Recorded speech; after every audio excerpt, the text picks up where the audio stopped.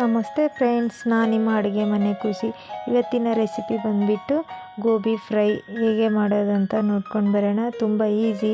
Daily ಒಂದೇ ಥರ ಅಡುಗೆ ಮಾಡಿ ಬೇಜಾರಾಗುತ್ತೆ. ಈ ಥರ ಒಮ್ಮೆ ಟ್ರೈ ಮಾಡಿ ನೀವು. ನೋಡಿ, ಒಂದು ಕ್ಯಾಬೇಜ್ ತೊಗೊಂಡಿದ್ದೀನಿ. ಅದನ್ನು ಚಿಕ್ಕದಾಗಿ ಕಟ್ ಮಾಡ್ಕೋಬೇಕು. ನೋಡಿ, ಈ ಥರ ಕಟ್ ಮಾಡ್ಕೊಂಡಿರಬೇಕು. ನಾನು ನೀಟಾಗಿ ತೊಳೆದ್ಬಿಟ್ಟು ಇಟ್ಕೊಂಡಿದ್ದೀನಿ. ನೋಡಿ, ಈ ಸೈಜ್ ಇದ್ದರೆ ಸಾಕು. ಬೇಗ ಫ್ರೈ ಆಗುತ್ತೆ, ಬೇಗ ಬೇಯುತ್ತೆ. ಒಂದು ಕಡೆ ಇಟ್ಕೊಂಡಿದ್ದೀನಿ ಗ್ಯಾಸ್ ಮೇಲೆ. ನೋಡಿ, ನಾವು ಸನ್ಫ್ಲವರ್ ಆಯಿಲ್ ತೊಗೊಂಡಿದ್ದೀವಿ. ಚೆನ್ನಾಗಿದೆ, ಹೆಲ್ತಿಗೆ, ಹಾರ್ಟಿಗೆ, ಎಲ್ಲದಕ್ಕೂ. ನೀವು ಯಾವುದಾರ ತೊಗೋಬೋದು. ನೋಡಿ, ಬಾಣಲೆ ಕಾಯ್ದಿದೆ. 3 ಸ್ಪೂನ್ ಆಯಿಲ್ ಹಾಕ್ಕೊಂಡಿದ್ದೀನಿ. ಜೀರಿಗೆ, ಸಾಸಿವೆ ಮತ್ತು ಹಾಗೆ ಸ್ವಲ್ಪ ಕರಿಬೇವು. ಚೆನ್ನಾಗಿ ಚಟಪಟ ಅಂತ ಇರಬೇಕು ಎಣ್ಣೆಯಲ್ಲಿ.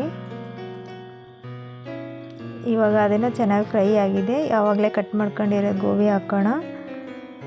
ಜಾಸ್ತಿ ಇಂಗ್ರೀಡಿಯೆಂಟ್ಸ್ ಏನೂ ಇಲ್ಲ. ಈ ರೆಸಿಪಿ 3 ಇಲ್ಲ 4 ಐಟಮಲ್ಲೇ ಆಗುತ್ತೆ. ಸಿಂಪಲ್ಲಾಗಿ ಯಾರಾದರೂ ಮಾಡ್ಕೋಬೋದು. ಇವಾಗ ನಾನು ರುಚಿಗೆ ತಕ್ಕಷ್ಟು ಉಪ್ಪು ಹಾಕೋತಾ ಇದ್ದೀನಿ, 1 ಸ್ಪೂನು. ಸ್ವಲ್ಪ ಅರಿಶಿಣ. ಚೆನ್ನಾಗಿ ಫ್ರೈ ಮಾಡ್ತಾನೆ ಇರಬೇಕಿದೆ ಯಾವಾಗಲೂ. ಮಿಕ್ಸ್ ಮಾಡ್ತಾನೆ ಇರಬೇಕು ಚೆನ್ನಾಗಿ. ಇವಾಗ 2 ಮಿನಿಟ್ಸ್ ಮುಚ್ಚೋಣ, ಬೇಯಿಸೋಣ. ಆಗಿದೆ ಇವಾಗ 2 ಮಿನಿಟ್ಸು.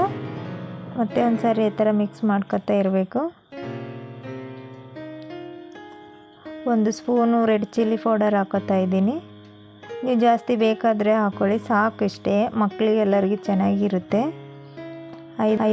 5ರಿಂದ 10 ನಿಮಿಷ ಡೀಪ್ ಫ್ರೈ ಮಾಡ್ತಾ ಇರಬೇಕು. ಚೆನ್ನಾಗಿ ಬೇಯ್ತಾ ಇರಬೇಕಲ್ವ ಅದು. ಇವಾಗ ತಿರ್ಗಿ ಒಂದು 5 ನಿಮಿಷ ಮುಚ್ಚಿದೆ. ಹಾಗೆ ಕೈ ಆಡಿಸ್ತಾನೆ ಇರಬೇಕು ಸ್ಪೂನಿಂದ, ಇಲ್ಲಾಂದರೆ ತಳ ಹಿಡಿಯುತ್ತೆ. ಚೆನ್ನಾಗಿ ಎಲ್ಲನೂ ಫ್ರೈ ಆಗ್ತಾ ಇರುತ್ತೆ.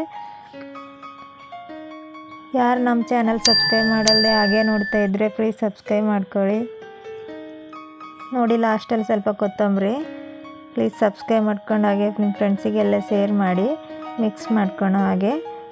ಬೇಗ ರೆಸಿಪಿ ಇದು, ಎಷ್ಟು ಬೇಗ ಆಗುತ್ತೆ ನೋಡಿ. ನೀವು ಒಂದು ಸಾರಿ ಟ್ರೈ ಮಾಡಿ.